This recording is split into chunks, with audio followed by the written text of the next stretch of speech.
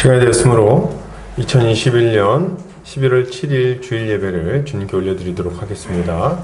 다 같이 묵도하심으로 예배를 시작하겠습니다. 다 같이 묵도하시겠습니다. 하나님은 영이시니 예배하는 자가 영과 진리로 예배할지니라. 사랑과 은혜가 많으신 하나님 아버지 감사합니다. 오늘도 사랑하는 우리 보금자리 교회 형제자매들 모여서 함께 주님을 예배하고자 합니다. 이 자리 가운데 주님 좌정하셔서 우리 예배를 받아주시고 하늘 문을 여시사 하늘의 놀라운 은혜를 우리 각 사람의 심령 가운데에 충만하게 부어 주시옵소서. 주님, 이제 예배를 시작하는 시간입니다. 마치는 시간까지 함께하여 주시기를 원하오며 예수 그리스도의 이름 받들어 기도 올려드립니다. 아멘. 다 같이 찬송가 1장 찬송 드리겠습니다. 찬송가 1장입니다.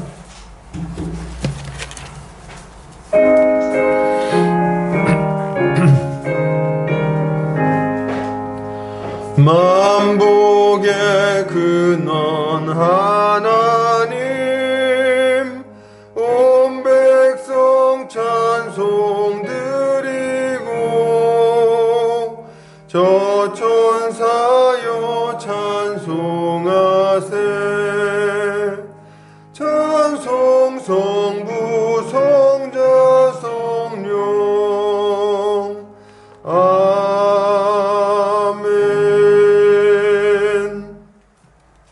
이 시간 사도신경으로 우리 신앙을 고백하겠습니다. 성경 맨 앞 페이지를 참고하시면 되겠습니다. 다 같이 고백합니다. 전능하사 천지를 만드신 하나님 아버지를 내가 믿사오며 그 외아들 우리 주 예수 그리스도를 믿사오니 이는 성령으로 잉태하사 동정녀 마리아에게 나시고 본디오 빌라도에게 고난을 받으사 십자가에 못 박혀 죽으시고 장사한 지 사흘 만에 죽은 자 가운데서 다시 살아나시며 하늘에 오르사 전능하신 하나님 우편에 앉아 계시다가 저리로서 산자와 죽은 자를 심판하러 오시리라. 성령을 믿사오며 거룩한 공회와 성도가 서로 교통하는 것과 죄를 사하여 주시는 것과 몸이 다시 사는 것과 영원히 사는 것을 믿사옵나이다. 아멘. 다 같이 우리 주님이 가르치신 기도 하겠습니다. 하늘에 계신 우리 아버지여, 이름이 거룩히 여김을 받으시오며 나라의 임하옵시며 뜻이 하늘에서 이룬 것 같이 땅에서도 이루어지이다. 오늘날 우리에게 일용할 양식을 주옵시고 우리가 우리에게 죄 지은 자를 사하여 준 것 같이 우리 죄를 사하여 주옵시고 우리를 시험에 들게 하지 마옵시고 다만 악에서 구하옵소서. 대개 나라와 권세와 영광이 아버지께 영원히 있사옵나이다. 아멘. 이 시간 우리 한 주간 삶을 돌아보면서 주님께 회개하는 시간 갖도록 하겠습니다. 우리의 죄를 주님 앞에 고백하고 사주의 은총을 구하는 시간 되기를 원합니다. 다 같이 기도합니다. 사랑과 은혜가 많으신 아버지 하나님 감사합니다. 오늘도 이렇게 주님 앞에 예배하고자 모여서 또 이렇게 주님 앞에 다시 기도하게 하시니 감사합니다. 우리 한 주간의 삶을 돌아볼 때에 주의 말씀에 순종하며 선한 열매를 맺기보다도 여전히 옛사람의 모습에 매여서 옛사람의 모습으로 죄 가운데 거했던 모습이 있었음을 주님 앞에 고백합니다. 이웃을 사랑하고 돌보고 덕스러운 말로 그들을 세워주기보다도 그들을 주님 마음 아프게 하고 비방하고 은근한 거짓말로 우리의 유익을 노리고 이런 주님 완악한 모습들을 잘못된 것이라 생각하지도 않고 도리어 그것을 떳떳하게 생각하며 살아갔던 우리의 모습들, 주여 이 시간 회개합니다. 주여 우리가 이 죄악의 사슬에 매이지 아니하게 하시고 이제 그것에서 벗어나 새 사람으로서 살아가게 하여 주시기를 원합니다. 죄에 매여서 죄에 임박여 죄로 말미암아 멸망에 빠지는 자가 아니라 예수 십자가 보혈로 깨끗하게 되어 다시금 주님이 원하시는 삶으로 살아가는 자가 되게 하여 주시옵소서. 주께 삼겨주시기 원합니다. 예수 십자가 보혈의 능력이 우리를 모든 죄에서 완전히 깨끗하게 하심을 믿습니다. 감사드리며 예수 그리스도 이름 받들어 기도 올려드립니다. 아멘. 우리 찬송가 205장 찬송 드리겠습니다. 찬송가 205장입니다.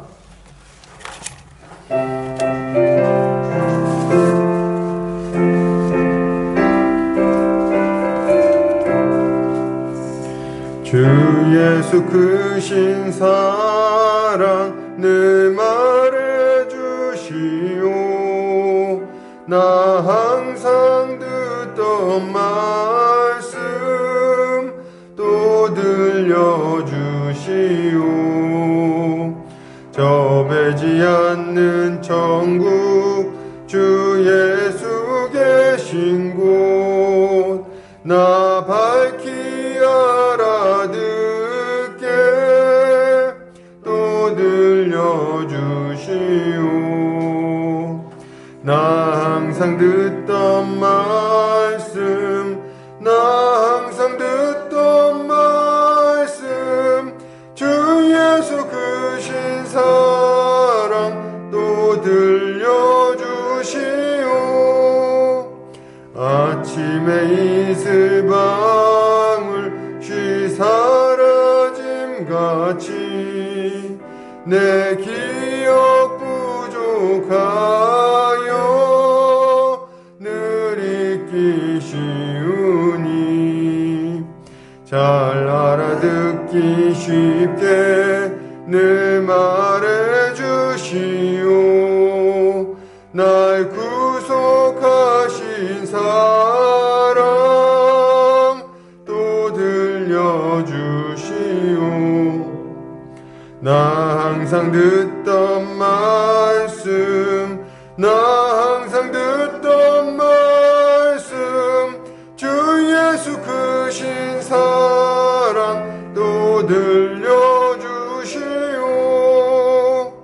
주 예수 나를 위해 이 세상 오셔서 날 구속하신 은혜 말하여 주시오.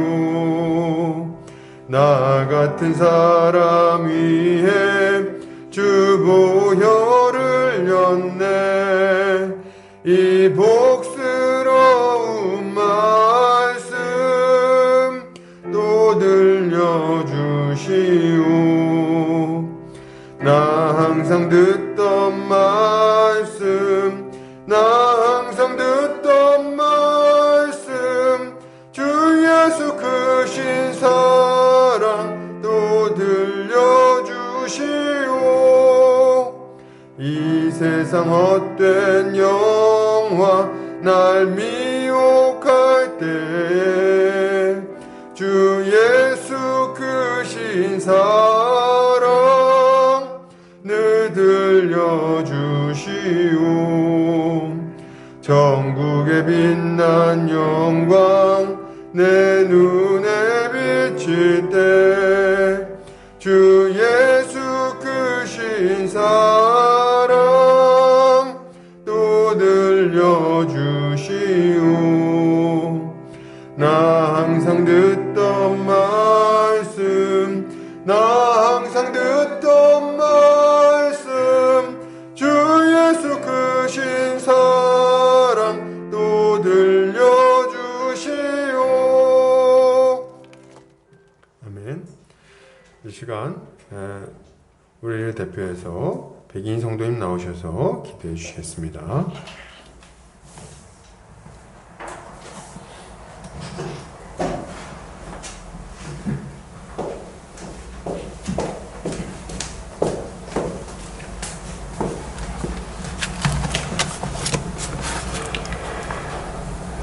우리의 구원을 위하여 창세전에 성부 하나님께서 그 기쁘신 뜻대로 예정하시고 성자 예수 하나님께서 속량하시며 성령 하나님께서 인치시고 보증하신 삼위 하나님의 구원사역으로 인하여서 하늘에 속한 신령한 복을 주시고 또 누리게 하시는 하나님의 크고 놀라운 은혜에 감사 찬양 드리며 모든 영광 하나님께 올려드립니다. 우리를 구원하심이 우리의 조건이나 상황이나 행위에 있지 아니하고 오직 하나님의 주권적인 은혜로 말미암은 것이기에 더욱 한없는 은혜에 감사드리며 영원토록 하나님만 찬양하겠다고 저희들을 다짐했지만 그럼에도 불구하고 지나간 한 주간의 삶을 돌아보건대 알게 모르게 지은 죄들이 많이 있었음을 고백합니다. 죄 짓는 일에 익숙한 저희들을 불쌍히 여겨주시옵시고 보수하여 주셔서 죄를 떠나 오직 하나님의 뜻대로만 살기를 소망합니다. 우리들의 삶을 통하여서 하나님께만 영광 돌리는 삶이 되도록 이끌어 주시옵소서. 하나님의 다스리심과 가르치심에 겸손히 순종하며 죄로 물든 세상의 가치관을 완전히 벗어버리고 거룩하신 하나님께 초점을 맞추며 살아가게 하여 주시옵소서. 말씀의 울타리를 벗어나지 않도록 하나님께서 줄로 재어준 교회의 울타리 안에서 그리스도의 피로 하나가 된 형제 자매들과 서로 사랑하고 섬기며 하나님 나라의 복을 풍성히 누리며 살게 하시고 복음이신 예수 그리스도를 세상을 향하여서 힘껏 외치며 전하는 우리 모두가 되길 소망합니다.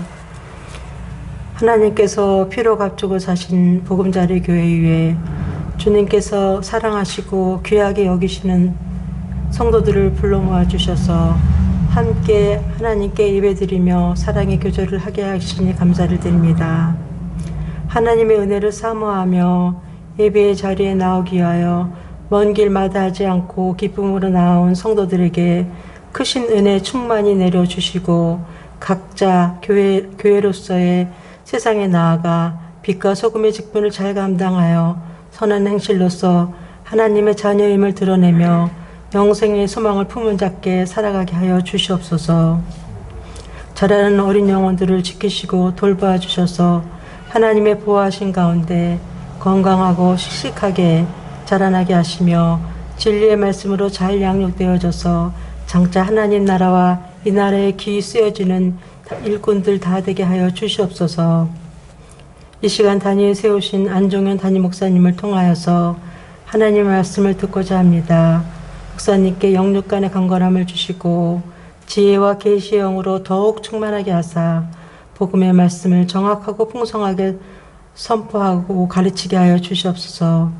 성도들이 들은 바의 말씀을 믿음으로 화합하여서 교회 안에서나 세상 밖으로 나아가서나 동일하게 배우고 확신한 일에 거하며 좋은 열매, 아름다운 열매를 풍성히 맺게 하여 주시옵소서.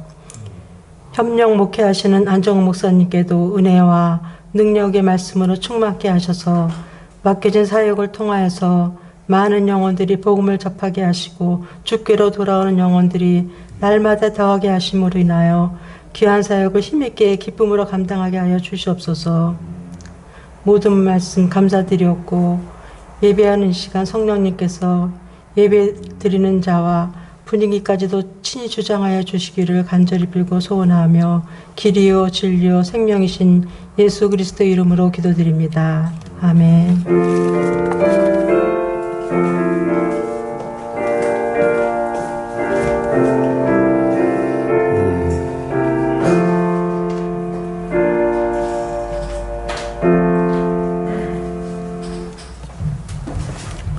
시간 우리 요리문답하는 시간 갖겠습니다. 주보 오른쪽 면을 참고하시면 되겠습니다. 제가 질문하고 함께 답변하도록 하겠습니다. 질문합니다. 116문 왜 그리스도인들은 기도해야 합니까? 기도란 하나님께 드리는 우리의 가장 큰 감사이기 때문입니다. 또한 하나님께서는 은혜와 성령을 계속해서 간절히 구하며 응답해 주심을 믿고 감사하는 자들의 기도를 들어주시기 때문입니다. 117문 어떻게 기도해야 하나님께서 우리의 기도를 들어주십니까? 첫째, 말씀을 통하여 자신을 계시하신 유일하신 참 하나님께 그의 뜻에 합당한 것들을 진심으로 구해야 합니다. 둘째, 우리의 가난하고 비참한 상태를 인정하고 아무것도 숨기지 말며 존귀하신 하나님 앞에서 겸손해야 합니다. 셋째, 비록 우리는 무가치한 존재일지라도 하나님께서는 우리 주 그리스도의 공로로 말미암아 우리의 기도를 들어주신다는 확고한 신앙을 지녀야 합니다. 이것이 바로 말씀을 통해서 우리에게 주신 하나님의 약속입니다. 118문 하나님께서는 무엇을 위해서 기도하라고 하셨습니까? 우리 주 그리스도께서 가르쳐주신 기도에 내포되어 있는 것처럼 우리가 영육간에 필요로 하는 모든 것들을 위해서 기도하라고 하셨습니다. 119문 주님께서 가르쳐주신 기도는 무엇입니까? 하늘에 계신 우리 아버지여 이름이 거룩히 여김을 받으시오며 나라의 임하옵시며 뜻이 하늘에서 이룬 것 같이 땅에서 이루어지이다. 오늘날 우리에게 일용할 양식을 주옵시고 우리가 우리에게 죄 지은 자를 사하여 준 것 같이 우리 죄를 사하여 주옵시고 우리를 시험에 들게 하지 마옵시고 다만 악에서 구하옵소서. 대개 나라와 권세와 영광이 아버지께 영원히 있사옵나이다. 아멘. 아멘. 광고 보도록 하겠습니다. 교회 소식 봅니다. 복음자리 교회 오신 성도님들 환영합니다. 주님 안에서 함께 자라가기를 소망합니다. 오늘 오랜만에 우리 민식 형제가 교회에 왔습니다. 이제 앞으로 열심히 다닌다 그러는데 격려하는 전에서 박수로 환영하도록 하겠습니다. 네. 반가운 얼굴이에요. 우리 오늘 또 우리 지연 형제도 우리 오랜만에 또 교회 방문했는데 또 환영의 박수 환영합니다. 앞으로는 또 이렇게 모여서 같이 예배하면서 함께 자라가기를 좀 바랍니다. 코로나로 인해서 인사는 목례로 하도록 하겠습니다. 속히 질병이 완전히 사라져서 예배와 교육이 완전히 정상화되는 것을 위해 기도해 주시기를 좀 부탁드립니다. 오늘 오후에는 가을 나들이가 있습니다. 뭐 나들이라 그래봐야 이 동네에서 이제 피크닉을 하는 건데요. 식탁의 교제를 나누면서 주님 안에서 하나 되는 시간이 되기를 바랍니다. 예배 후에 다 같이 이제 옆에 있는 장신대에 가서 장신대에서 이제 돗자리 깔고 같이 좀 이렇게 김밥을 먹으면서 교제를 나누도록 하겠습니다. 기대가 되시죠? 네. 네, 감사합니다. 기대 안 되는 몇몇 얼굴들이 있으신데 감사합니다. 다음 주부터는 사도신경 교육이 진행되겠습니다. 말씀선교센터와 한책의 사람들, 말씀운동연합과 누룩운동, 장시 바이블 스터디와 숙명의 리식한 모임 가운데 많은 열매가 맺혀지도록 기도해 주시기를 부탁드립니다. 말씀 보겠습니다. 에베소서 1장 15절에서 23절 말씀입니다. 에베소서 1장 15절에서 23절 말씀입니다. 제가 봉독해 올리겠습니다. 이로 말미암아 주 예수 안에서 너희 믿음과 모든 성도를 향한 사랑을 나도 듣고 내가 기도할 때에 기억하며 너희로 말미암아 감사하기를 그치지 아니하고 우리 주 예수 그리스도의 하나님 영광의 아버지께서 지혜와 계시의 영을 너희에게 주사 하나님을 알게 하시고 너희 마음의 눈을 밝히사 그의 부르심의 소망이 무엇이며 성도 안에서 그 기업의 영광의 풍성함이 무엇이며 그의 힘의 위력으로 역사하심을 따라 믿는 우리에게 베푸신 능력의 지극히 크심이 어떠한 것을 너희로 알게 하시기를 구하노라. 그의 능력이 그리스도 안에서 역사하사 죽은 자들 가운데서 다시 살리시고 하늘에서 자기의 오른편에 앉히사 모든 통치와 권세와 능력과 주권과 이 세상뿐 아니라 오는 세상에 일컫는 모든 이름 위에 뛰어나게 하시고 또 만물을 그의 발 아래에 복종하게 하시고 그를 만물 위에 교회의 머리로 삼으셨느니라. 교회는 그의 몸이니 만물 안에서 만물을 충만하게 하시는 이의 충만함이니라. 아멘. 에베소서 1장 15절에서 23절까지 교회 안에 부어진 충만한 능력이라는 제목으로 말씀 보도록 하겠습니다. 이 시대에 한국 교회를 보면서 저는 참 한국 교회가 점점 무기력해지고 있다 이런 생각을 하게 됩니다. 한때 한국 교회는 매우 활동적이고 역동적인 모습을 가지고 있었어요. 천막만 쳐도 사람들이 모여서 교회가 성장했고 각 캠퍼스마다 여러 선교단체들이 세워지고 복음이 전파됐습니다. 사회 각 영역에서 성도들이 열심히 활동함으로 좋은 영향력을 끼쳤고요. 그리고 또 많은 사람들은 그걸 보면서 교회를 나올 수 있었습니다. 그런데 안타깝게도 어느 순간 한국 교회는 힘을 많이 잃어버렸다는 생각을 하게 됩니다. 덩치는 커졌을지 모르겠지만 영향력은 더 많이 줄어든 것 같습니다. 자신감도 잃어버렸어요. 도리어 세상의 조롱거리가 되어서 자신이 교회 다닌다는 것도 말하기 힘든 상황이 되지 않았는가 생각을 하게 됩니다. 그 이유가 뭘까요? 저는 그 이유를 교회가 능력을 잃어버렸기 때문이라고 생각합니다. 능력을 잃어버렸다. 진리를 아는 지식에서 나오는 거룩한 능력, 이것이 교회 안에서 점차 안 보이고 있기 때문에 자연스레 세상 속에서도 그 영향력을 잃어버리게 된 것입니다.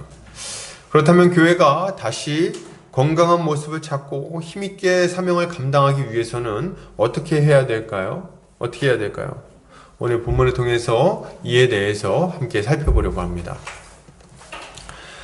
오늘 사도 바울은 에베소 교회의 소식을 듣고 하나님께 깊이 감사를 드립니다. 오늘 15절에 보면 주 예수 안에서 에베소 성도들의 믿음과 모든 성도들을 향한 사랑을 자신이 들었다고 말하고 있어요.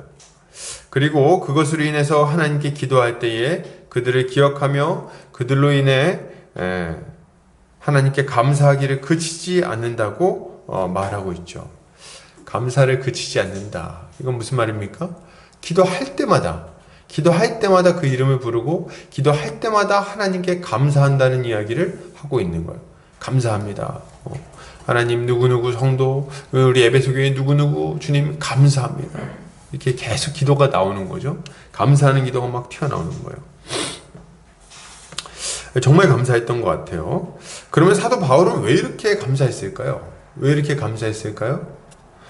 그 이유는 그들 안에서 삼위 하나님의 구원 사역이 아름답게 열매 맺고 있다는 것을 확인하고 그 소식을 들었기 때문에 감사하는 것입니다. 에베소 교회에는 구원의 증거와 참된 교회의 증거가 분명히 나타나고 있었던 거예요. 이렇게 얘기를 했을 때 좀 전에 했던 설교를 기억하시는 분은 이런 생각할 수 있어요. 그런데 우리 에베소서 처음 들어갈 때 에베소 교회는 좀 문제가 있는 교회라고 하지 않았습니까? 그렇죠? 그래서 이렇게 편지 쓰는 거라고 하지 않았나요? 예, 맞아요. 에베소 교회에는 많은 문제가 있었습니다.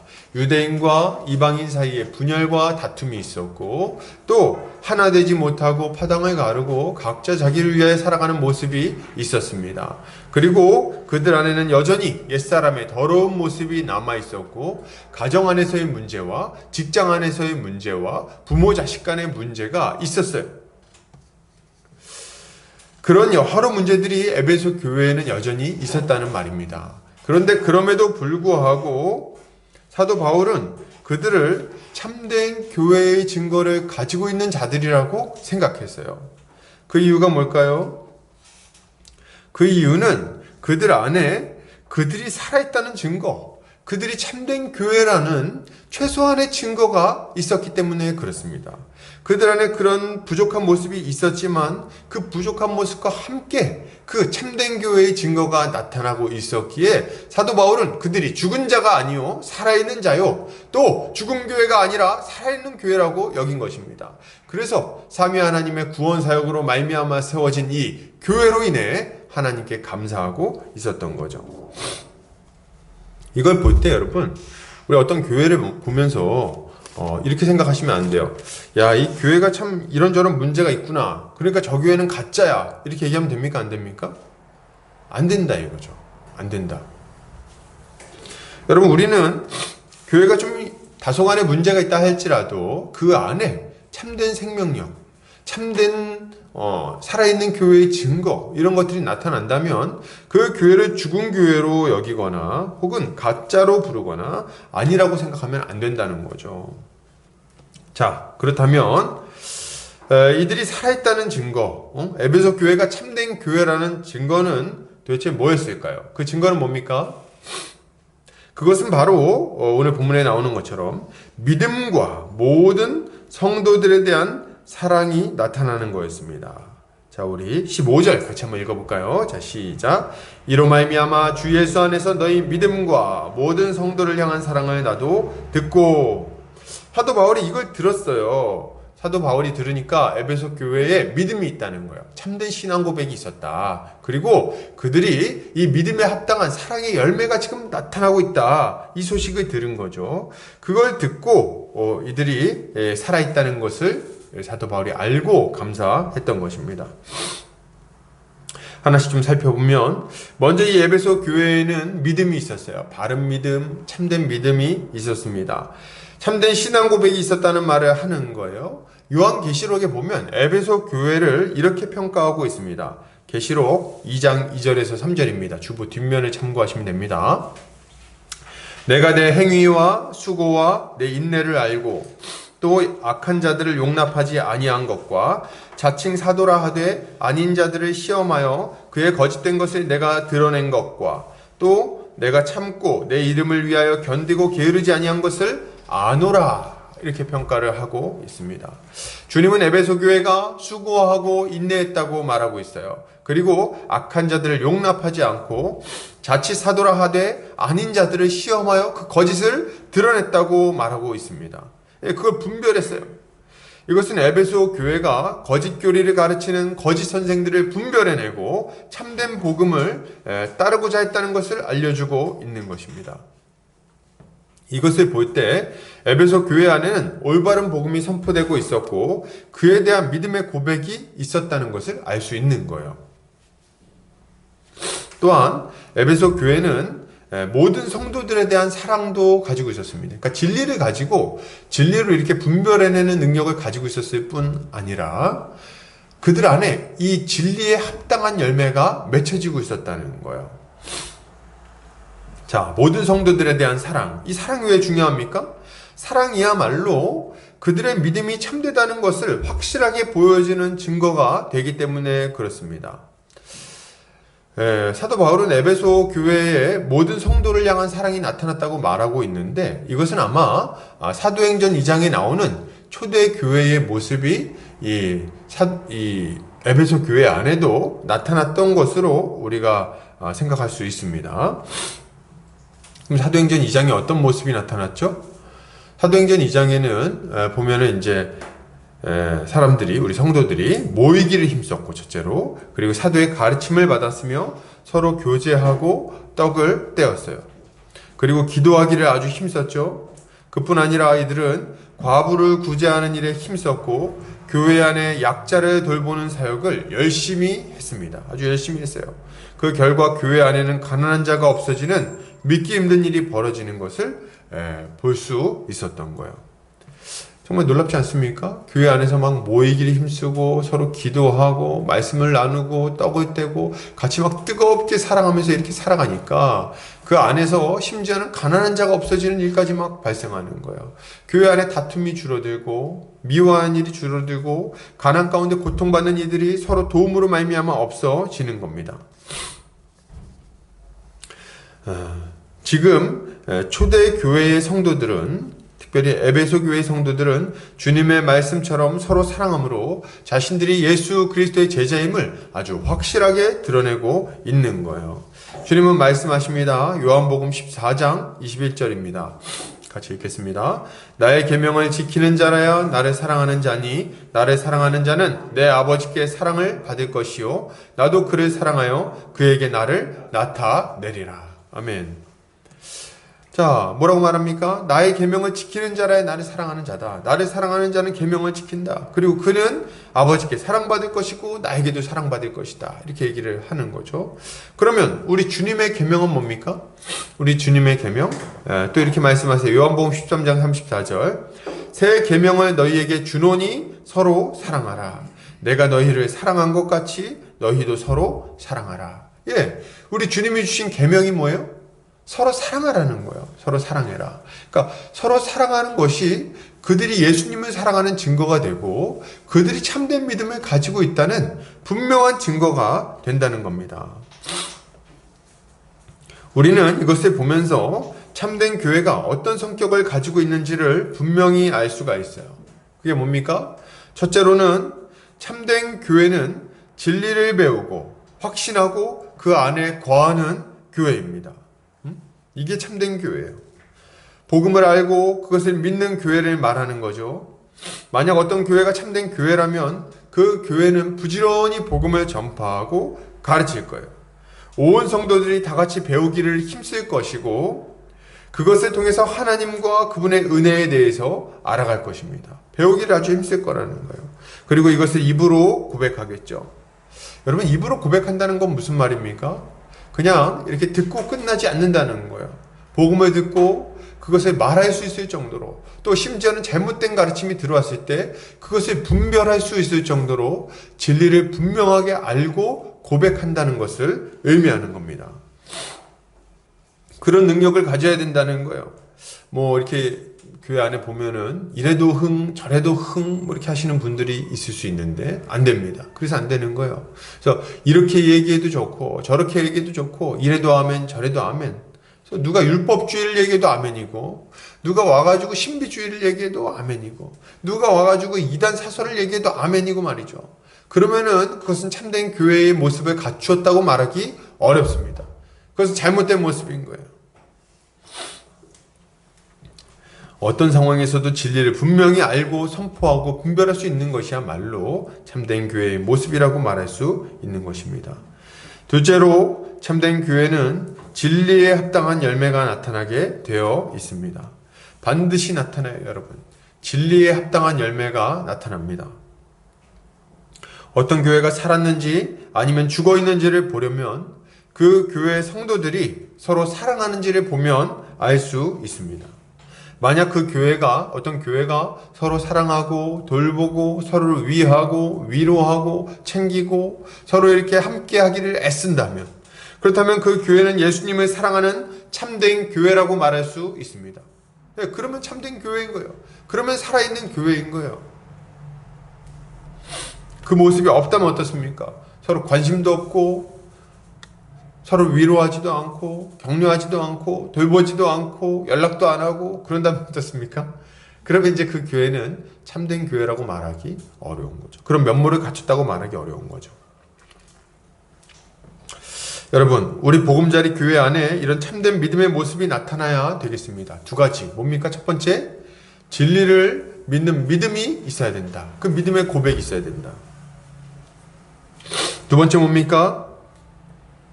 이 믿음에 합당한 열매가 맺혀져야 된다. 어떤 열매요? 사랑의 열매가 맺혀져야 된다. 이렇게 말씀드리고 싶습니다. 우리 교회가 세상 속에서 영향력을 발휘하며 정말 빛과 소금으로서 자리하기 위해서 우리에게 필요한 모습은 이런 거예요. 진리를 바르게 믿고 그 믿음에 합당한 열매를 맺는 것. 여러분, 이게 우리 안에 나타나야 됩니다. 우리 교회가 살아있다는 증거예요. 우리 교회가 주님께 칭찬받는 증거입니다. 그것이 칭찬받을 수 있는 근거. 우리 보금자리 교회의 이름은 어떤 의미를 가지고 있나요? 혹시 알고 있으십니까? 보금자리 교회 이름? 뭐 그냥 딱 들으면 알죠? 약간 직관적으로 알 수 있게 이름을 지었는데, 보금자리 교회는 복음을 그 중심에 둔 교회라는 의미를 가지고 있어요. 그래서 복음을 선포하고 가르치고 복음 안에서 교제를 나누는 교회다. 그리고 복음으로 말미암아 하나 된 성도들이 함께 사랑하며 살아가는 보금자리 같은 교회다. 이런 의미에서 보금자리 교회라고 이름을 지었어요. 우리 교회 안에 이 두 가지 열매가 맺혀지기를 기대합니다. 이런 열매가 맺혀져야 돼요. 이것이야말로 우리가 삼위한 하나님의 은혜로 탄생한 참된 교회라는 증거가 될 것이며, 하나님이 이 교회 안에 거하시고 다스린다는 분명한 증거가 되는 거죠. 그럼 뭐가 참된 교회의 증거입니까? 이거 잘 좀 생각하세요. 잘 생각하세요. 어떤 분들은 뭐 보니까 가가지고 뭐 이렇게 막 손 얹고 딱 기도하면 그냥 막 확 병이 나와버리면 와 저거 진짜다 막 생각하거나, 혹은 또 이렇게 막 뭡니까 와가지고 뭐 이렇게 내가 기도해보니까 엊그저께 뭐 잘못을 저질렀지 뭐 이렇게 하는 교회가 이제 뭐 진짜라고 생각하거나, 동쪽으로 가면 뭐 귀인을 만날 것이라는 뭐 이런 얘기를 하는, 예언하는 교회가 정말 능력 있고 어떻게 참된 교회다 뭐 이렇게 생각을 하거나 말이죠. 그렇게 할 수 있어요, 여러분. 혹은 교회가 좀 아주 커다래 가지고 가면은 아주 그냥 아주 여러 가지로 풍족해 가지고 힘 있는 그런 교회. 그게 아주 살아있는 교회다 이렇게 생각할 수 있다는 거예요. 근데 여러분 그렇지 않아요. 여러분 그렇지 않습니다. 여러분, 참된 교회는 그것으로 알 수 있는 게 아니에요. 뭘로 압니까? 그 교회 안에 참된 믿음의 증거가 있는가, 믿음의 고백이 있는가, 바른 교리, 복음이 그 안에 있는가, 그리고 이 복음에 합당한 열매가 그들 안에 맺혀지고 있는가, 이걸 통해서 그 교회가 참된지 아닌지를 알 수 있다는 거예요. 규모는 상관이 없어요, 여러분. 규모가 엄청 크고 사람도 많은데 그 안에 복음이 없으면 어떡합니까? 뭐 신천지 같이. 뭐 극단적인가요? 혹은 아주 교회가 아주 큰데 사랑이 없으면 어때요? 또 사랑이 없으면 서로 그냥 대면 얼굴도 안 보고 인사도 안 하고 만나면 그냥 으르렁거리고 막 그러면 어떻습니까?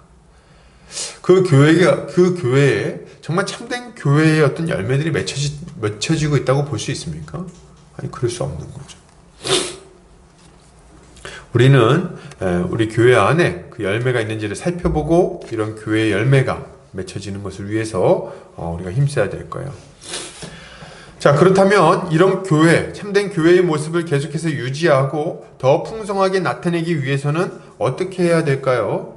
어떻게 해야 될까요? 사도 바울은 에베소 교회의 소식을 듣고 하나님께 기도할 때마다 감사한다고 고백한 이후에 이제 그들을 위해서 기도한다고 계속해서 말을 합니다. 기도한다 이렇게 말하고 있어요. 왜 기도합니까? 그들이 지금의 모습을 계속해서 유지할 뿐 아니라 더 나은 모습을 갖추게 되는 것을 기대하면서 기도하는 거예요. 그렇겠죠? 그죠? 왜 기도해요? 더 지금 잘하고 있으면 계속 잘할 수 있도록, 그리고 더 지금까지보다 더 잘할 수 있도록 위해서 기도하는 거 아닙니까? 그렇게 기도하고 있는 거예요. 문제가 있으면 해결되고 말이죠. 그걸 기대하는 마음으로 기도를 하고 있는 것입니다.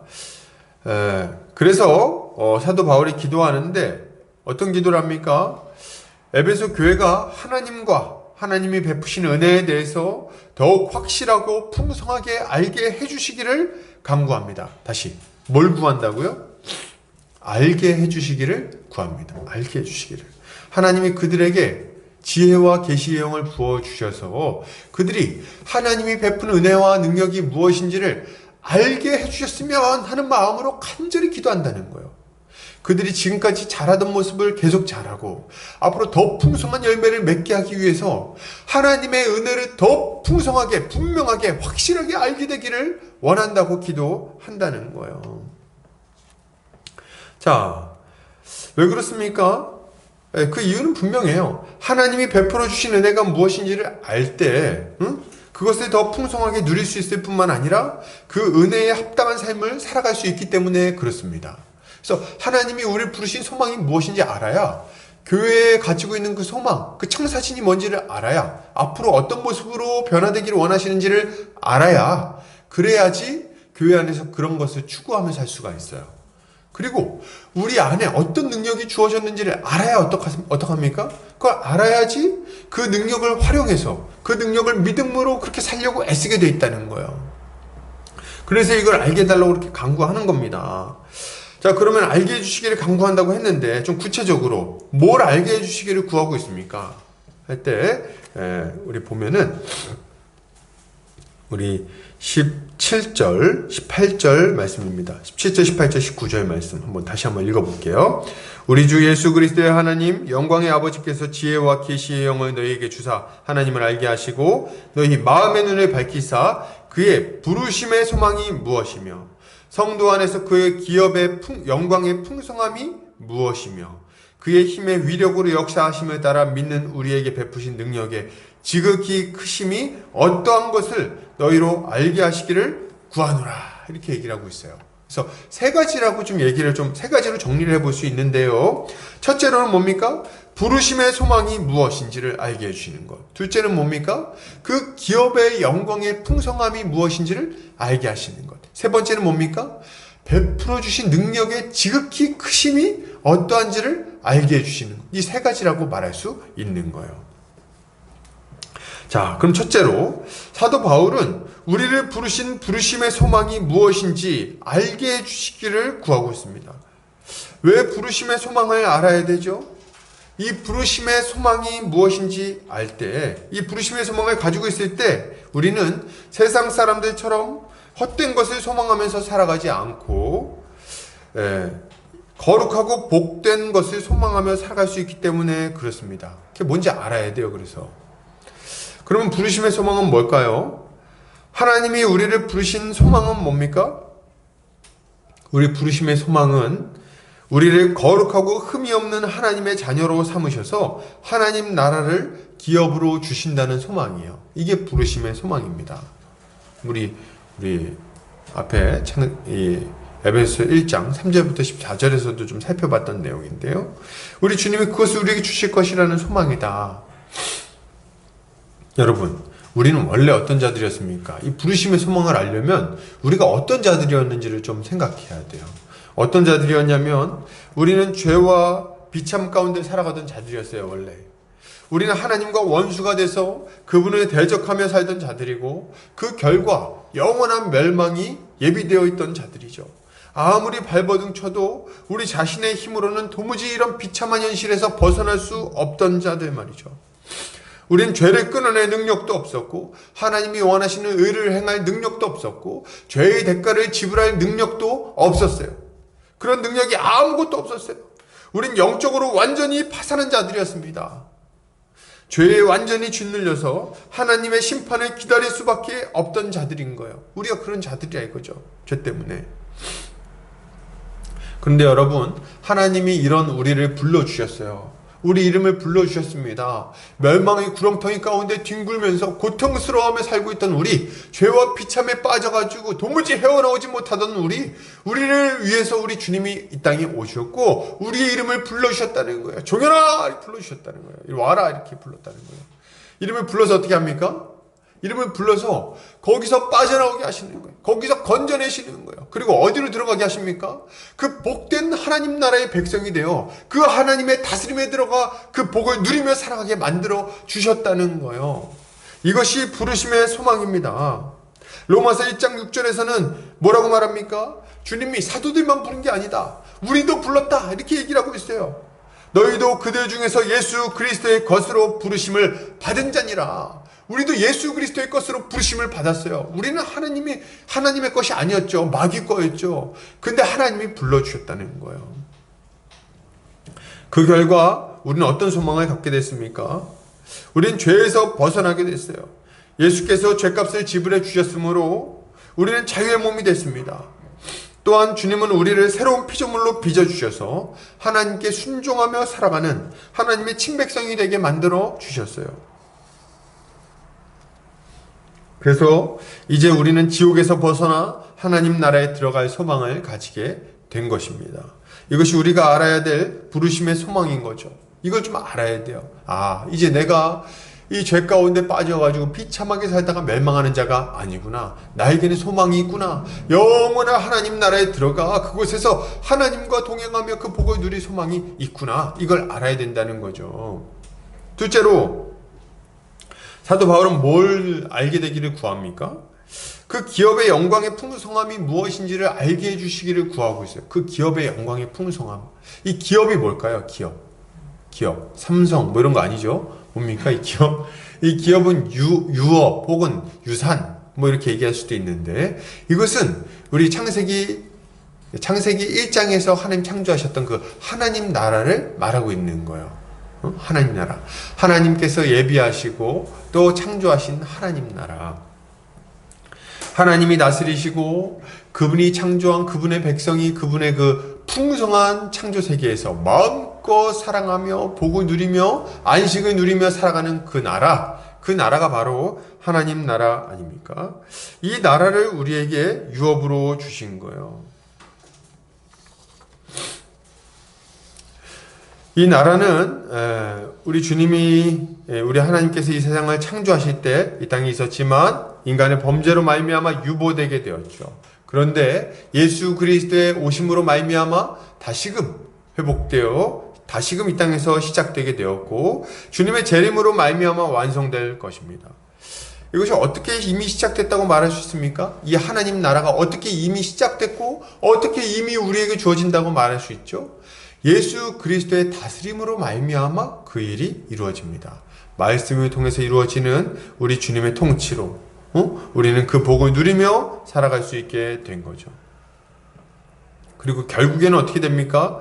그 영원한 하나님 나라의 백성이 되어서 영원토록 하나님과 함께 거하며 복을 누리게 되는 거예요. 이것이 우리가 알아야 될 기업의 영광의 풍성함인 거죠. 이걸 알아야 돼요. 이걸 모르면 뭘 보게 됩니까? 이걸 모르면 세상 영광을 보면서 살아가게 돼 있어요. 세상 영광을 추구하고 그걸 바라보고 그걸 기뻐하고 살아가게 되는 거죠.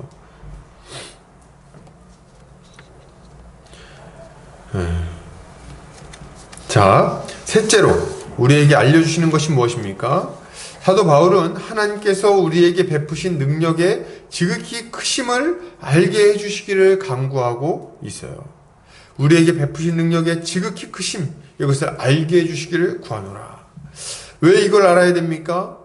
우리가 이처럼 하나님 나라 백성으로서 이 땅에서 복을 누리며 살아가는 것이 결코 만만한 일이 아니기 때문에 그렇습니다. 그걸 막 누리며 살아갈 수 있어요. 그런데 그거 싫어하는 자가 있습니다. 그게 뭐예요? 마귀사탄. 마귀사탄이 그것을 싫어합니다. 그래서 우리가 그것을 누리며 살아가지 못하도록 아주 강력하게 방해하고 있는 거예요. 강력한 영향력을 행사하면서 온 교회는 그것을 거슬러서 살아가야 하는 상황에 있는 거죠. 그래서 사람들이 보면 잘 안 변해요. 그죠? 교회 안에 모여가지고 하나님 나라의 복을 누리자 이렇게 해도 잘 안 바뀝니다. 잘 안 바뀌고 말이죠. 또 죄의 유혹은 여전히 강력해요. 마귀는 쉬지 않고 돌아다니면서 우리를 시험하고 유혹하고 핍박합니다. 세상 풍조는 무엇이 옳고 그른지를 분별하기 어렵게 만들어요. 이 강력한 대적들이 우리를 대적하면서 있으니까 우리가 이 하나님 나라의 복을 풍성하게 누리면서 살아가는 것이 만만치 않은 거죠. 그렇다면 이런 세상에서 두려움에 빠지거나 위축되지 않고 계속해서 믿음의 길을 걸어가기 위해서 우리에게 필요한 건 뭡니까? 우리 주 예수 그리스도 안에서 우리에게 주어진 능력이 무엇인지를 알아야 되는 거예요. 자, 여러분 다시 한번 정리해서 말씀드릴게요. 지금 약간 분위기가 쭉 약간 퍼지고 있어. 제가 느낄 때 못 알아듣는다 이런 느낌을 지금 제가 많이 받고 있는데요. 다시 한번 설명을 해드릴게요. 하나님께서 우리를 부르셨습니다. 부르심의 소망을 주셨어요. 그 소망은 뭡니까? 그 영원한 하나님 나라를 유업으로 얻을 거라는 그 소망을 주신 거예요. 그래서 우리가 이 죄 가운데 살아가다가 거듭나 하나님이 원하시는 의로운 삶을 살 수 있는 존재로 변화되었고, 그 결과 우리는 뭘 소망할 수 있게 됐어요? 하나님 나라 들어갈 것을 소망할 수 있게 된 거예요. 할렐루야. 근데 말이죠, 그 하나님 나라 좋다고 그러는데 그럼 그 하나님 나라가 뭔데요? 할 때 그 하나님 나라가 뭡니까? 그 하나님 나라는 하나님께서 창조 때부터 만드셨던, 계획하셨던 그 복된 나라를 말하는 거예요. 하나님이 다스리는 나라, 그 백성이 마음껏 풍성하게 누리면서 먹고 마시고 교제하면서 살아가는 복된 나라, 그게 하나님 나라죠. 그걸 하나님이 우리에게 주시겠다는 거예요. 근데 말이죠, 장차 우리 죽고 난 다음에 준다고 말씀하신 게 아니라 이미 이 땅에서부터 예수 그리스도를 믿는 자들에게 그 복을 주시겠다고 약속하셨어요. 그리고 우린 그걸 누릴 수 있을 뿐만 아니라 장차 우리가 하나님 나라에, 그러니까 완전히 우리 주님의 나라가 이 땅에 이루어질 때 영원토록 그걸 누릴 수 있게 되는 거죠. 이게 우리에게 주어진 기업의 영광의 풍성함이요 소망이라고 말할 수 있는 겁니다. 그런데 자, 여러분, 우리가 이걸 믿고 아주 풍성하게 이걸 누리면서 감사하면서 막 살아가야 되는데 생각처럼 그렇게 못 산다는 거예요. 우리가 마치 이런 복을 하나도 못 가진 것처럼 위축되고 두려워하고 하나도 못 누리고 빈곤함 가운데 막 살아가는 경우가 많이 있습니다. 그래서 교회를 다니고 예수를 믿는데도 불구하고 세상을 두려워요. 예수를 믿는데도 불구하고 적극적으로 자기 인생을 주님께 던지지를 못합니다. 이유가 뭡니까? 우리 안에 어떤 능력이 있는지를 모르는 거예요. 우리 안에 베풀어 주신 능력이 뭔지를 모르는 거예요. 그 능력이 뭔지를 모르니까 능력을 사용하지도 못하고 그것을 누리지도 못하고 그냥 빈곤하게 두려움에 질려서 막 살아가고 있는 거죠. 싸워볼 생각도 안 하고. 그래서 우리 주님이 우리에게 뭘 알게 해주셔야 된다는 겁니까? 그 하나님이 베풀어 주신 그 능력의 지극히 크심, 그걸 알아야 된다는 거예요. 그걸 알아야지 어떻게 돼요? 우리가 세상에서 우리에게 도전하면 그걸 맞서 싸우고 그걸 극복해내고 하나님 나라의 복을 쟁취하고 아주 적극적으로 누리고 이 하나님 나라를 소망하며 살아갈 수 있게 된다는 거예요. 이걸 우리가 알아야 된다는 거죠. 알아야 돼요. 알아야 된다. 저기 따라해볼까요? 알아야 된다. 알아야 산다. 여기 앞에 오프라인 예배가 되니까 이런 걸 할 수 있어서 좋네요. 자, 이렇게 알아야 된다. 이거 알아야 된다. 알면 할 수 있어요, 여러분. 알면 살 수 있어요. 알면. 모르면 못 살아. 모르면 교회답게 못 살지. 모르면요, 믿음을 고백할 수도 없고요. 모르면요, 제대로 사랑하면서 살 수도 없어요. 왜 사랑해야 되는지도 모르니까. 사랑하면서 살려고 그러는데 자꾸 방해가 있는데 굳이 뭘 사랑하면서 사는가 생각하니까 우리한테 능력이 없다고 생각하니까 못 산다는 거예요. 그래서 우리가 알아야 되겠어요. 좀 제발 알아야 되겠어. 뭘요? 복음이 무엇인지, 하나님이 우리에게 베풀어 주신 능력이 얼마나 큰지 여러분 알아야 된다 이거예요. 여러분, 그러면 어떻게 이거 알 수 있냐는 거예요. 어떻게 알 거예요? 어떻게 알 수 있습니까? 첫 번째로 먼저는 우리가 좀 배워야 돼요. 복음을 배워야 돼. 이걸 배워가지고 하나님께서 우리에게 베풀어 주신 것이 무엇인지를 좀 지식적으로 좀 알아야 되겠습니다. 듣지 못하고 배우지 못했는데 어떻게 알겠어요? 모르지. 그래서 상상합니까? 모르지. 여러분, 알려면은 배워야 돼요, 먼저. 자, 그런데 말이죠. 여러분, 배우는 것만으로는 충분하지 않습니다. 제가 배우는 걸 굉장히 강조하는 사람인데요. 배우는 것만으로는 하나님을 아는데 한계가 있어요. 왜냐? 이 배우는데도 불구하고 그걸 믿지 못하기 때문에 그렇습니다. 믿음으로 받아들이지 못하기 때문에, 이걸 믿음으로 받아들이지 못하니까 이것이 참된 지식으로, 우리의 삶을 바꾸는 살아있는 지식으로 우리에게 역사하지 못하는 거예요. 믿음이 없기 때문에. 그럼 왜 믿음이 없냐? 했던 이유가 굉장히 분명한 거예요. 이유가 뭐냐면 우리의 영안이 어두워져 있기 때문에 그렇습니다. 우리의 영안이 어두워져 있는 거예요. 이 세상의 악한 영이, 혼미케 하는 영이 우리 가운데 역사하면서 우리가 이 복음 지식을 들었는데도 불구하고 믿지 못하게 막고 있는 거예요. 알아듣지 못하게 막 막아요. 그래가지고 교회를 오래 다니는데도 불구하고 믿음을 갖지 못하는 사람들이 있어요. 혹은 예수를 믿기는 하지만 세상에 짓눌려 갖고 항상 뒤로 뒷걸음질 치는 사람들이 있습니다. 이 복음 맨날 듣는데 말이죠. 근데도 그러고 있다는 거예요. 첫 번째는 어떻다고요? 못 믿어. 안 믿. 이게 듣기는데 아유 말은 좋죠. 근데 그런 게 어떻게 가능합니까? 혹은 어때요? 복음을 듣고 그렇게 살아야죠. 근데 능력이 없어요. 못 살아요. 이렇게 얘기한다는 거예요. 왜 이런 일이 생깁니까? 영안이 감겨서 영적인 세계가 보이지 않는 거예요. 영안이 어두워져 있으니까 영적인 세계 대신에 뭐가 보입니까? 이 세상이 보이는 거예요. 영안이 어두워져 있으니까 눈에 보이는 것만 보이는 거예요. 보이지 않는 세계를 보지 못하는 거예요. 그래서 어떡합니까? 이 세상이 다인 줄 알고, 이 세상의 능력이 너무 크게 보이고, 그래가지고 이 세상이 위축돼갖고 세상의 원리에 완전히 사로잡혀가지고 살아가는 거예요. 우리 주님의 원리대로 세상을 이기면 믿음으로 살아내는 것이 아니라, 우리 주님이 우리에게 허락하신 그 영적인 복을 누리면서 살아가는 것이 아니라, 이 세상의 것들에 그냥 빌붙어가지고 어떻게 조금 그거 얻어보려고 발버둥 치면서 살아가는 것밖에 안 된다 이거죠. 뭔가 좀 고난이 만나면 믿음으로 이겨내고 극복해내고 초월적인 능력을 보여줘야 되는데 싸우지는 못합니다. 왜요? 몰라서. 안 보이니까. 믿음이 없으니까 보이질 않는 거예요. 영안이 어두워져 있어요. 영안이 어두워져 있어. 이 세상과 현실이 너무 강력하고 커 보이는 거예요. 그래서 뒤로 물러나는 거죠. 자, 그러면 여러분 어떻게 해야 되겠어요? 어떻게 해야 되긴요? 우리 마음 눈이 밝아져야 됩니다. 우리 마음 눈이 밝아져야 돼요. 우리 육신의 눈도 밝아지면 좋겠지만, 육신은 눈은 한번 나빠지면 안 좋아진다니까 안경을 쓰시고, 여러분 우리 마음 눈이 밝아져야 되겠어요. 마음 눈이 아주 환하게 밝아져야 되겠습니다. 우리 마음 눈은 밝아질 수 있어요. 어떻게 해요? 지혜와 계시의 영이 우리 마음 가운데 역사하시면 우리의 어두워져 있는 이 마음 눈이 아주 밝게 환하게 열려질 수 있습니다. 그래서 전에는 전혀 보이지 않던, 장님과 같아서 하나도 볼 수 없었던 이 영적 세상이 밝게 보이고, 하나님이 보이고, 그분의 능력이 보이고, 그분의 역사하심, 도우심이 보이는 거예요. 그분의 손길이 보인다는 거예요. 그래야지 어떻게 합니까? 우리 주님 뜻대로 살아갈 수 있게 되는 거죠. 여러분, 그래서 우리는요, 우리의 감겨진 영혼을 활짝 띄워주시기를 위해서 기도해야 됩니다. 우리의 두려움에 빠질 때 어떻게 해야 됩니까? 영혼을 띄워서 우리 주변을 둘러싸고 있는 하나님의 군대를 보게 해달라고 기도해야 되는 거예요. 이게 우리에게 필요한 거죠. 여러분, 그러므로 우리는 끊임없이 배우기를 힘쓸 뿐만 아니라 수시로 기도해야 되겠어요. 우리 영안에 띄워주셔서 세상의 영광이 아니라 하나님의 영광을 보게 해달라고, 세상의 눈을 감고 하나님께 눈을 뜨게 해달라고 간구해야 되는 겁니다. 그리하여 신령한 지식을 알게 해달라고 간구해야 된다는 거예요. 이렇게 할 때 주님은 우리의 마음 눈을 밝혀주셔서 우리가 주를 따라 살아갈 수 있도록 만들어 주실 거예요. 할렐루야.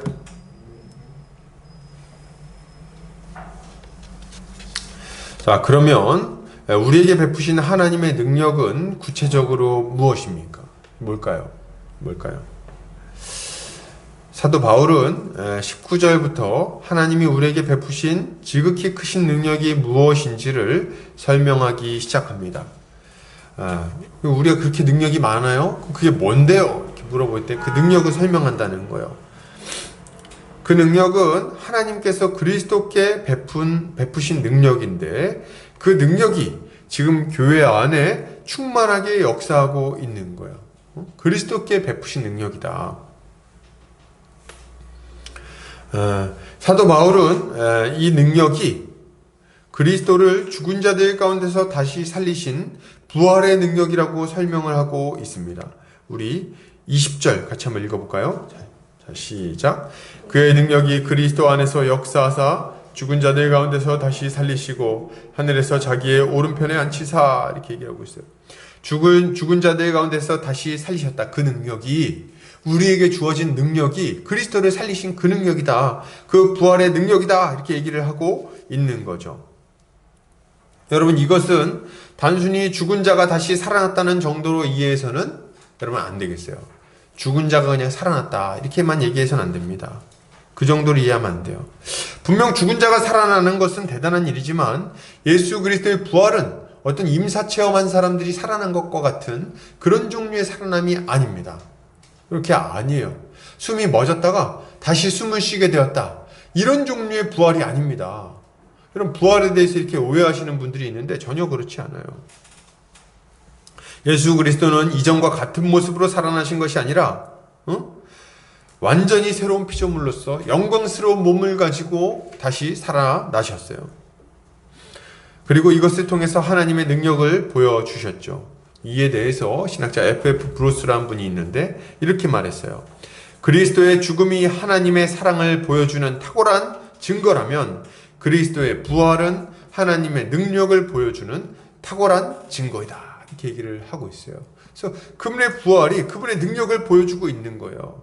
이걸 로마서에서는 이렇게 말하죠. 로마서 1장 4절. 성결의 영으로는 죽은 자들 가운데서 부활하사 능력으로 하나님의 아들로 선포되셨으니 곧 우리 주 예수 그리스도 신이라. 아멘.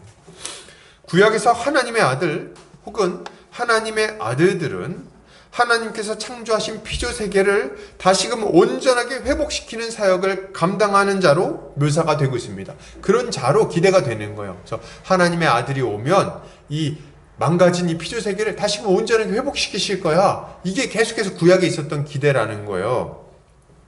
그런데 이 기대를 만족시키고 이 사명을 완수하기 위해서, 사명을 감당하기 위해서 이 땅에 오신 분이 있으니 그분이 누구십니까? 바로 예수 그리스도신 거예요. 그분은 이 땅에 오셔서 십자가 죽으심과 부활을 통해 만물을 다시금 새롭게 재창조하심으로 만물을 회복시키는 그 사역을, 구약에 있는 모든 선지자들이 간절히 기대했던 그 사역을 성취하신 거예요. 그 일을 우리 주님이 하셨다. 주님은 친히 새 창조의 첫 열매가 되셨고 그것이 바로 부활이죠. 이 부활을 기점으로, 이 부활의 능력으로 만물을 새롭게 하시는 겁니다. 이게 우리 주님이 하시는 일인 거예요. 그래서 우리가 부활을 볼 때 이런 생각을 하셔야 돼요, 여러분. 어떤 생각이냐면, 야, 지금 죽은 사람이 살아났네? 와, 엄청 신기하다. 이럴 게 아니라 예수 그리스도의 부활은, 야, 하나님께서 이 어그러진 세상을 완전히 새롭게 재창조하는 일이 드디어 시작되었구나. 아주 그 결정적인 사건이 저 예수 그리스도 안에서 일어났구나. 저분으로 말미암아 모든 사람들, 어그러지고 죄와 사망의 권세 가운데 들어가서 멸망당할 수밖에 없던 자들이 부활 생명에 동참하게 되었구나. 완전히 새롭게 재창조될 수 있게 되었구나. 이거를 봐야 되는 거예요. 그래서 하나님 나라는 예수 그리스도 안에서 다시금 힘있게 성취되었고 시작됐다고 말할 수 있는 거죠. 그런 의미에서 그리스도를 부활하게 한 능력은 재창조의 능력이요, 새창조의 능력이라고 말할 수 있는 것입니다.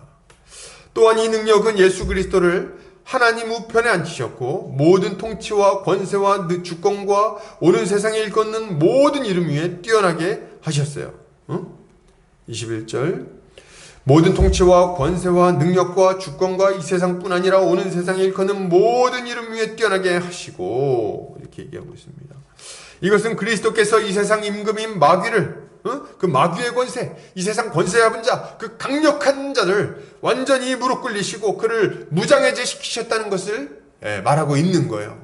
그래서 이 세상 임금, 이 세상을 붙들고 좌지우지하고 있던 자, 강한 자 마귀, 그를 완전히 결박해서 꼼짝 못하게 하고 그에게 속해 있는 자들을 건져낼 능력이 우리 주님 안에 있다. 이렇게 얘기를 하고 있는 거죠. 어떻게 우리 주님이 그렇게 하셨습니까? 십자가를 통해서 율법의 요구를 만족시키심으로 마귀의 권세를 완전히 무력화시키셨어요. 골로새서 2장 14절 15절 우리를 거스르고 불리하게 하는 법조문으로 쓴 증서를 지우시고 제하여 버리사 십자가에 못 박으시고 통치자들과 권세들을 무력화하여 드러내어 구경거리로 삼으시고 십자가로 그들을 이기셨느니라. 이렇게 말하고 있는 거죠. 무슨 말입니까? 이 세상 임금을 탁 목줄을 잡아다가 탁 무릎 꿇리고 율법을 무기로, 사망을 무기로 사람들을 위협하고 있던 그를 완전히 무력화시켜 버렸다는 거예요. 어디서? 십자가 위에서. 그리고 이 십자가 복음이, 그 복음의 능력이 지금 어디 안에 있는 겁니까? 교회 안에 있는 거죠. 그리고 이 능력은 만물을 주의 발 아래에 복종하게 했습니다.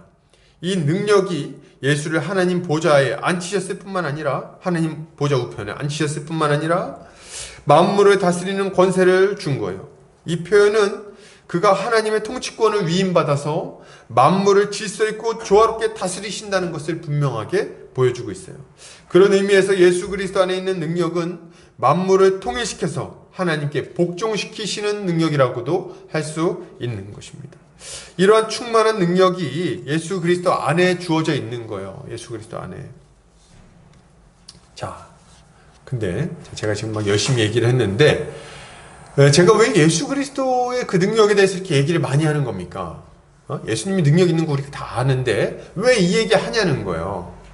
그죠? 지금 약간 흐름을 못 잡으신 분들은 도대체 목사님이 예수님 위대하다는 얘기를 왜 저렇게 열심히 하실까? 물론 예수 만세인데 왜 저렇게 하실까? 이런 생각이 들 수 있어요. 근데 그 이유가 22절에 나옵니다. 또 만물을 그 발 아래에 복종하게 하시고 그를 만물 위에 교회의 머리로 삼으셨느니라. 아멘. 이렇게 얘기를 하고 있는 거예요. 이 기가 막힌 얘기를 하고 있는 거예요. 여러분 이게 잘 시감이 안 나서 지금 놀라질 않는데 잘 들으세요. 지금 뭐냐면 부활의 능력, 마귀의 권세를 완전히 무력화시키는 능력, 이 하나님의 통치를 이 땅 가운데 실현해서 만물을 통일시키는 그 권세 있는 능력, 그 능력을 예수 그리스도가 가지고 계신데 그 충만한 능력을 가지고 계시는 예수께서 교회의 머리로서 우리와 함께하고 계신다 이 얘기를 하고 있는 거예요. 그러니 우리가 이 예수 그리스도의 그 모든 충만함을 받아 누리는 교회라고 말할 수 있다는 겁니다. 그 능력이 교회에 있다고 말하는 거예요. 자, 머리 이 얘기를 좀 해볼게요. 예수 그리스도가 교회의 머리가 되셨다 이렇게 얘기하니까 예수님이 우리 머리였구나. 우린 몸이고 우리가 없으면 예수님은 몸 없는 머리 이상한데? 이런 느낌을 받으실 수 있는데 그렇지 않아요. 그런 얘기를 하려는 게 아니라 이거 지금 무슨 얘기를 하는 거냐면 예수 그리스도가 머리라는 것은 몸과 머리가 연결되어 있다는 것을 첫 번째 이야기합니다. 둘은 한 몸이다. 연결되어 있다. 그래서 우리가 교회가 예수 그리스도와 연합되어 있다는 것을 말하고 있어요. 그리고 두 번째로는 머리가 하는 역할이 있어요. 머리는 무슨 역할을 하냐? 머리는 몸을 다스리는 역할을 해요. 그래서 몸이 어디로 가든지 머리가 시키는 겁니다. 그래서 교회를 다스리는 분이 누구냐? 예수 그리스도라는 것을 알려주고 있는 거예요.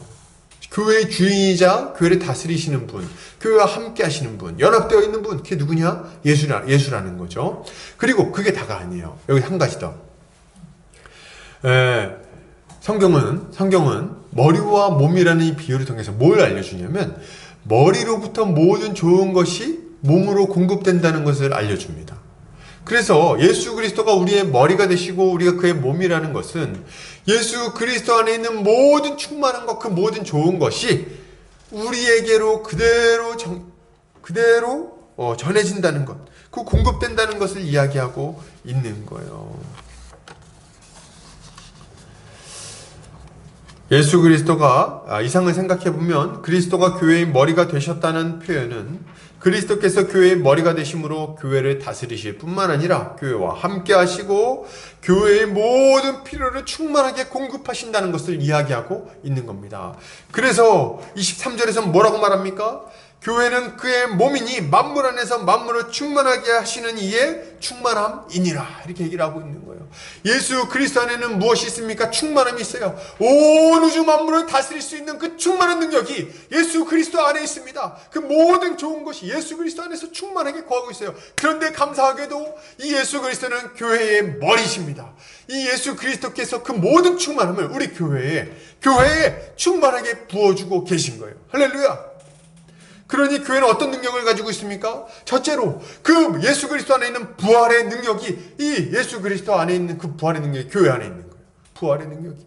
그리고 또 뭐 어떤 능력이 있어요? 사단의 권세를 짓밟는 그 권세와 능력이 어디에 있습니까? 교회에 있는 거예요. 교회에 있어요. 또 어떤 능력이 있습니까? 이 만물을 다스리고 질서 있게 조화롭게 통일시키는 그 능력이 교회 안에 지금 있다고 말하고 있는 겁니다. 예수 그리스도와 연합하여 그분의 통치에 순종하는 교회 안에는 이런 능력이 있는 거예요. 정말요? 예, 교회 안에 이런 충만한 능력이 있습니다. 먼저 교회 안에는 예수 그리스도 안에 있는 부활의 능력이 충만하게 거하고 있어요. 이 새 창조의 능력, 재창조의 능력이 있습니다. 그래서 죽은 자들, 마른 뼈와 같은 자들이 생기를 얻어 살아나는 역사가 교회 안에서는 끊임없이 계속해서 일어나는 거예요. 여러분 한번 보세요. 교회 올 때 사람들을 보십시오.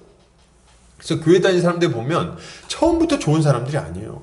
처음부터 괜찮은 사람들이 아니다. 그럼 어떤 사람들이냐? 처음엔 아주 하나님과 원수처럼 살아가고 완악하고 완고하고 남 비방하기 좋아하고 거짓말 잘하고 말이죠. 온갖 종류의 죄를 지으면서 살아가는 자들이 교회를 나옵니다. 나올 때는 또 어떻게 나왔는지 몰라. 막 그냥 나와주세요 나와주세요 해서 나오지. 근데 이제 그렇게 나왔는데 말이죠, 바뀝니다. 교회 안에 있는 이 충만한 재창조의 능력이 그 사람을 완전히 바꾸는 거예요. 죄를 깨닫게 하고 죄를 회개하게 하고 죄에서 벗어나 의를 향하게 만듭니다. 그래서 저 어거스틴, 탕자 어거스틴 같은 자도 완전히 새롭게 바꾸어서 성자 어거스틴으로 바꾸는 거예요. 그 능력이 이 교회 안에 있는 겁니다. 교회 안에서 선포되는 이 말씀으로 인해서 사람이 변화됩니다.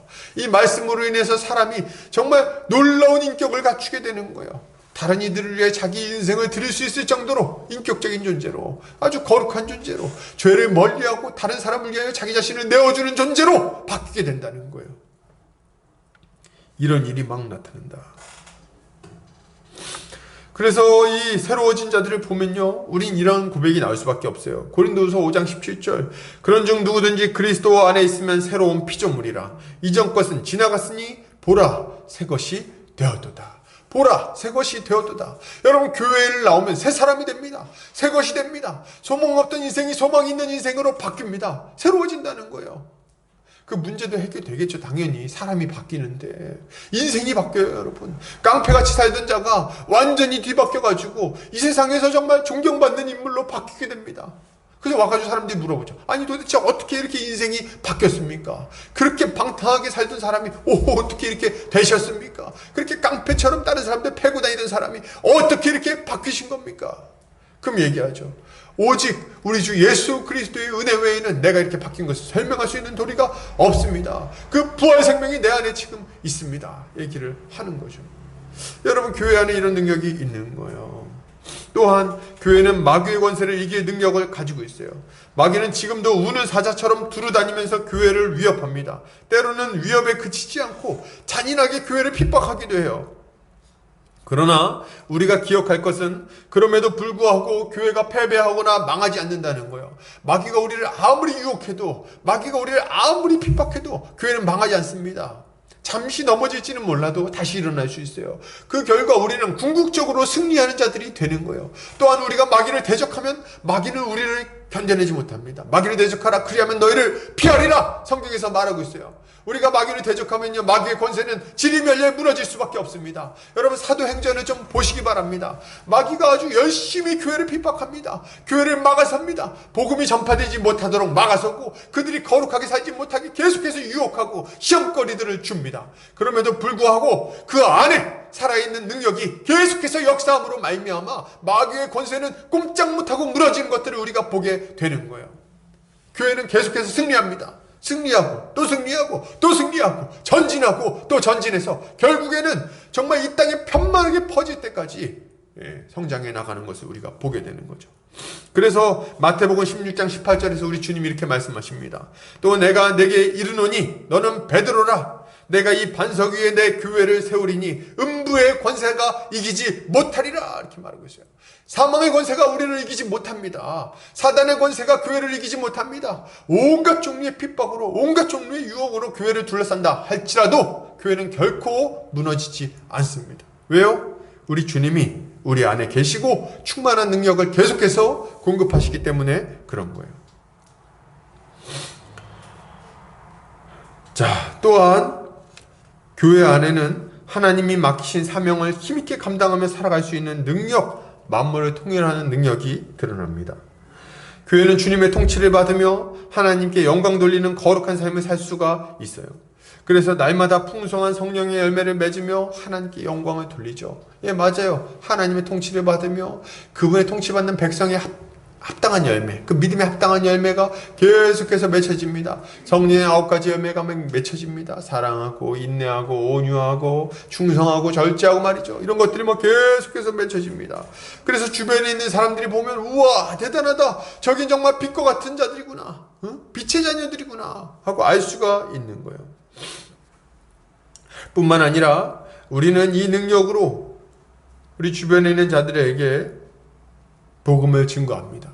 복음을 증거함으로 말미암아 어떻게 돼요? 하나님께 불순종하던 자들이 주님께 순종하는 역사가 일어납니다. 또 그들도 하나님 만물이 통일되는 그 사역에 동참하게 되는 거예요. 그래서 우리는 이 하나님 통치 안에 그들을 계속해서 인도하고 그들은 변화되고 이런 일들이 우리로 말미암아 일어나는 거죠. 그리고 우리는 또한 하나님의 대리 통치자로서 세상을 경작하고 다스리는 일을 감당합니다. 그래서 어디서 무슨 일을 하든지 간에 하나님의 영광을 충만하게 드러내는 거죠. 이것을 볼 때 교회야말로 세상이 어떤 방향으로 나아가야 하는지를 알고 인도하는 하나님의 일꾼이라고 할 수 있는 거예요. 할렐루야. 여러분, 교회 안에는 이처럼 그리스도의 능력이 충만하게 거하고 있습니다. 그러므로 우리는 우리 안에 주어진 이 충만한 능력에 감사하며 이것을 사용하고 적극적으로 누려야 되겠어요. 그래서 세상에 좀 위축되지 말고 담대하게 좀 살아가야 돼요. 마귀의 공격에도 위축될 것도 없어요. 담대하게 세상에서 주의 영광을 위해서 살아가야 됩니다. 이렇게 할 때 교회는 더욱 힘있게 열매 맺으며 우리 주님이 기뻐하는 모습으로 세워지게 될 것입니다. 여러분, 결론을 드립니다. 여러분, 교회는 진리를 믿고 진리에 합당한 사랑의 열매를 맺어야 됩니다. 이것이 교회의 모습인 거예요. 이것이야말로 살아있는 교회의 모습이라고 할 수 있는 거예요. 이것을 위해서 우리는 진리를 배울 뿐 아니라 지혜와 계시의 영을 주셔서 하나님이 베푸신 은혜와 능력이 무엇인지를 알게 해주시기를 구해야 되겠습니다. 이거 알아야 되겠어요. 예수 그리스도 안에서 주어진 그 충만한 능력이 무엇인지를 알게 해달라고 간구해야 돼요. 그리고 주님이 주신 그 은혜와 능력을 힘입어서 더 힘있게 교회를 세워나가야 할 것입니다. 이번 한 주간도 우리 주님이 주시는 은혜로 이렇게 우리 주님을 알아가며 승리하는 성도님들 되시기를 주의 이름으로 축복합니다. 같이 한번 기도하겠습니다. 사랑과 은혜가 많으신 하나님 아버지, 감사합니다. 우리 사랑하는 보금자리 교회 형제자매들 함께 말씀을 나누었습니다. 주님, 참된 교회는 믿음과 사랑의 열매가 있음을 살펴보았습니다. 그리고 이렇게 믿음을 가지고 그 믿음의 열매, 사랑의 열매를 맺으며 살아가기 위해서 우리에게는 우리 하나님을 더욱더 알아가는 것이 필요함도 배웠습니다. 주여, 우리에게 지혜와 계시의 영을 부어주셔서 우리 하나님을 알게 하여 주시기를 원합니다. 우리의 영 안에 띄워주시기를 원합니다. 우리에게 베풀어 주신 능력의 지극히 크심이 무엇인지를 알게 하시기를 원합니다. 그리하여 이 땅에서 우리 주님이 베푸신 것들을 마음껏 누리며 세상과 싸워 대적하고 승리하며 우리 주님이 원하시는 열매를 많이 맺는 우리가 되게 하여 주시옵소서. 주께서 우리에게 이러한 은혜를 충만하게 베풀어 주시기를 원하오며 이 모든 말씀 거룩하신 우리 주 예수 그리스도 이름 받들어 기도 올려드립니다. 아멘. 이 시간 찬송가 50장 1절 찬송하면서 헌금하는 시간 갖도록 하겠습니다.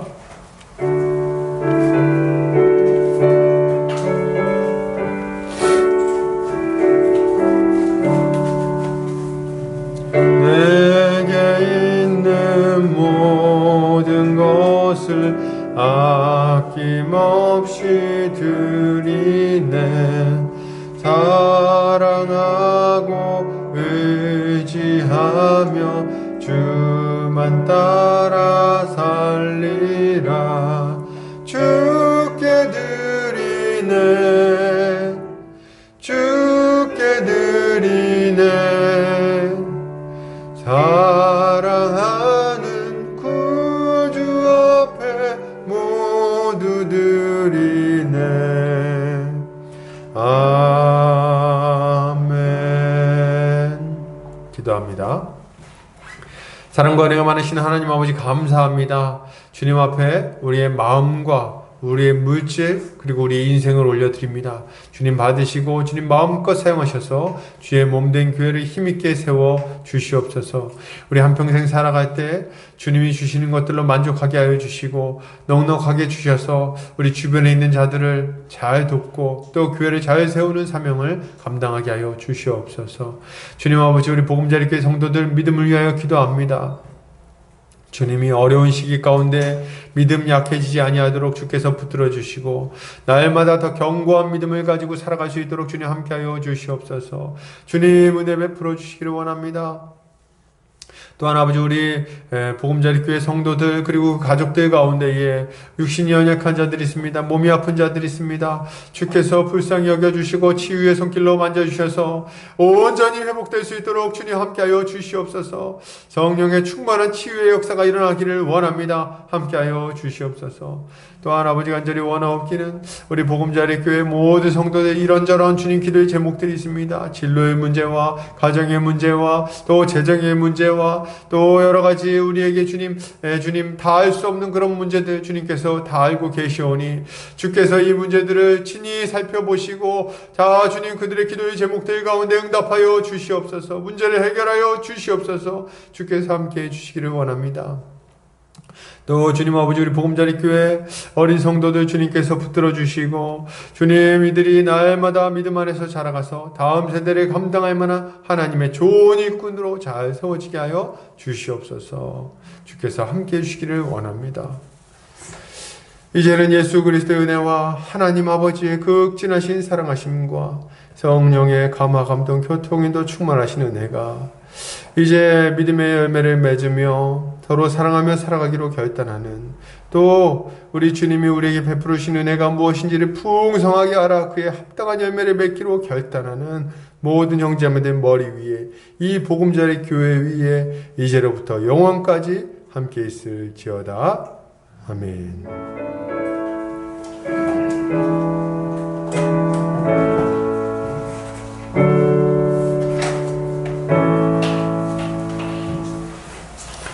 예배를 마쳤습니다.